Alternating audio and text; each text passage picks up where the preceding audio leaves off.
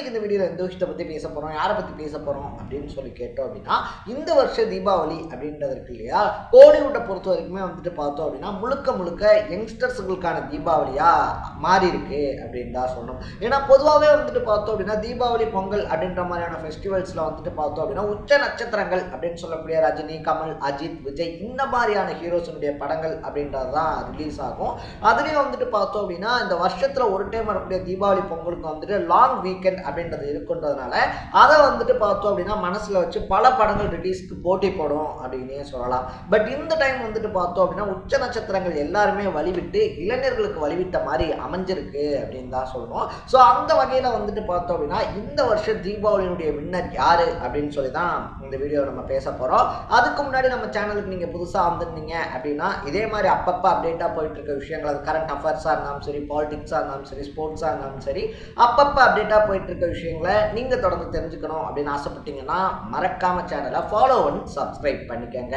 So first of all வந்துட்டு பார்த்தோம் அப்படின்னா இந்த தீபாவளிக்கு 3 படங்கள் வந்திருக்கு அப்படின்னே சொல்லலாம். ஒரு பக்கத்தில் வந்துட்டு பார்த்தோம் அப்படின்னா பிரதீப் ரங்கநாதன் இருக்கார் இல்லையா, அவருடைய டியூட். இன்னொரு பக்கத்தில் வந்துட்டு பார்த்தோம் அப்படின்னா துருவ் விக்ரமனுடைய பைசன். மூணாவது வந்துட்டு டீசல், அந்த ஹரிஷ் கல்யாண் இருக்கார் இல்லையா, ஹரிஷ் கல்யாணனுடைய டீசல் அப்படின்னே சொல்லலாம்.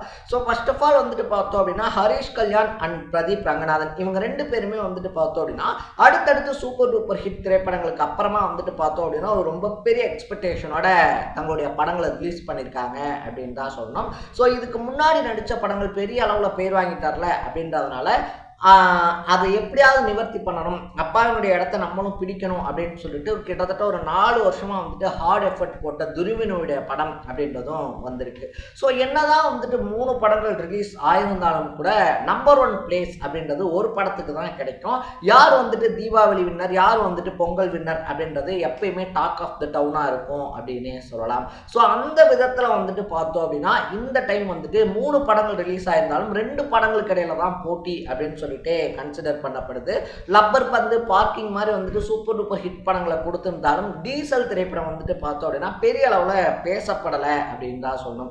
ஏன்னா இதுக்கு முன்னாடி வந்துட்டு சூப்பர் டூப்பர் ஹிட் கொடுத்து யங்ஸ்டர்ஸை வைப்லேயே வச்சிருக்கக்கூடிய பிரதீப் ரங்கநாதனுடைய டியூட் இருக்கு இல்லையா, அது வந்துட்டு பார்த்தோம் அப்படின்னா ரிலீஸுக்கு முன்னாடியும் ஒரு எதிர்பார்ப்பு அப்படின்றது இருந்துச்சு. அதை தாண்டி வந்துட்டு பார்த்தோம் அப்படின்னா ரிலீஸ்க்கு அப்புறமே வந்துட்டு பரவலான வரவேற்பு அப்படின்றது இருக்குது அப்படின்னு தான் சொல்லணும். ஏன்னா பிரதீப் ரங்கநாதன் வந்துட்டு பார்த்தோம்னா இன்றைக்கி இருக்கக்கூடிய யங்ஸ்டர்ஸினுடைய அந்த பல்ஸ் அப்படின்னு வந்துட்டு சொல்லுவார்ல, எமோஷனாக இருந்தாலும் சரி, லவ்வாக இருந்தாலும் சரி, காமெடியாக இருந்தாலும் சரி, அந்த மாதிரி வந்துட்டு பார்த்தோம் அப்படின்னா எமோஷன்ஸை வந்துட்டு நல்லா கரெக்டாக வந்துட்டு அவர் ஜட்ஜ் பண்ணி அந்த படங்கள் அப்படின்றது எடுக்கிறாரு, நடிக்கிறாரு அப்படின்னே சொல்லலாம். ஸோ இதுக்கு முன்னாடி அவர் நடிச்சிருந்த லவ் ஸ்டோரி இருக்கு இல்லையா, லவ் டுடே.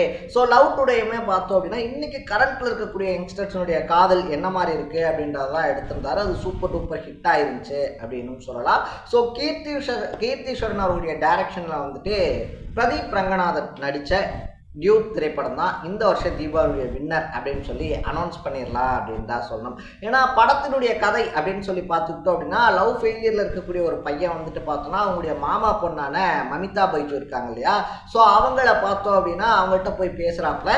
மமிதா பைஜு வந்துட்டு பார்த்தோம் அப்படின்னா லவ் ஃபெயிலியரில் சுற்றிக்கிட்டு இருக்கக்கூடிய பிரதீப் ரங்கநாதனை தேர்த்ததோட மட்டும் இல்லாமல் அதுக்கப்புறமா எனக்கு உன் மேலே லவ் இருக்குது அப்படின்ற மாதிரி ஒரு ப்ரப்போஸ் பண்ணேன்.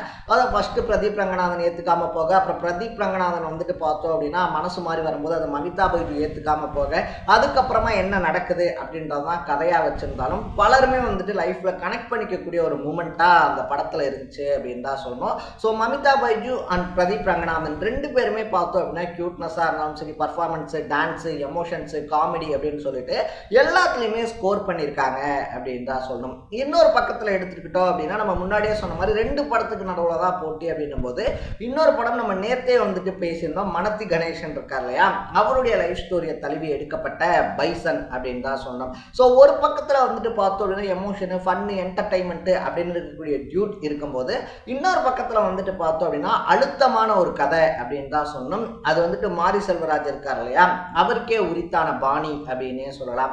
ஏன்னா இதுக்கு முன்னாடி அவர் எடுத்த படங்கள் கர்ணன், மாமன்னன், அதை தாண்டி பரியரும் பெருமாள் அப்படின்னு சொல்லிட்டு அதே லைனப்ல வர மாதிரி தான் பைசனுமே இருக்கு. ஆனா இது வரைக்குமே வந்துட்டு பார்த்தோம் அப்படின்னா தனக்கான ஒரு வெற்றிக்காக இயங்கிக்கிட்டு இருந்த துருவ் விக்ரம் இருக்கார் இல்லையா, அவருக்கு வந்துட்டு பார்த்தோம் அப்படின்னா அடாப்டடான ஒரு ஃபிலிமா அமைஞ்சிருக்கு அப்படின்னே சொல்லலாம்.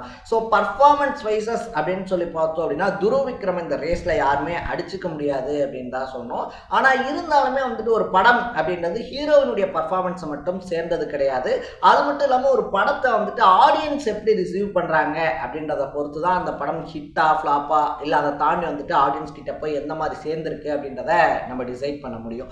ஸோ அந்த விதத்தில் வந்துட்டு நம்ம பார்க்குறோம் அப்படின்னு சொல்லி பார்க்கும்போது சூப்பரான ஒரு கதை. அதை தாண்டி வந்துட்டு பார்த்தோம் அப்படின்னா தென் தமிழகத்தில் நடந்த பிரச்சனைகள் எல்லாத்தையுமே அரசியலை எப்பயுமே ஸ்ட்ராங்காக பேசக்கூடிய மாரி செல்வராஜ் இந்த படத்தில் இன்னும் அழுத்தம் திருத்தமாக பேசியிருந்தாலும் கூட வந்துட்டு பார்த்தோம் அப்படின்னா மக்களுடைய ரசனை, இன்னைக்கு இருக்கக்கூடிய யங்ஸ்டர்ஸுடைய ரசனை, அதை தாண்டி வந்துட்டு யங்ஸ்டர்ஸ் விரும்பக்கூடிய ஒரு கதை போக்கு அப்படின்னு வந்துட்டு சொல்லுவாங்க இல்லையா, ஆரம்பத்துலேருந்து இன்னைக்கு வரைக்கும் ஒரு படத்துக்கு போனோம் அப்படின்னா நல்லா சிரிச்சு என்ஜாய் பண்ணி ஃபன் பண்ணிட்டு வரணும் அப்படின்னு சொல்லிட்டு ஸோ அந்த மாதிரியான போக்கு அப்படின்றது டியூட் திரைப்படத்தில் தான் அதிகமாக இருக்கு அப்படின்னு சொல்லணும். அதனால வந்துட்டு அப்போ அந்த படம் பெஸ்ட்டு இந்த படம் ஒஸ்ட்டா அப்படின்னு சொல்லி கேட்டோம்னா எந்த படமுமே வந்துட்டு ஒஸ்ட்டு அப்படின்லாம் கிடையாது.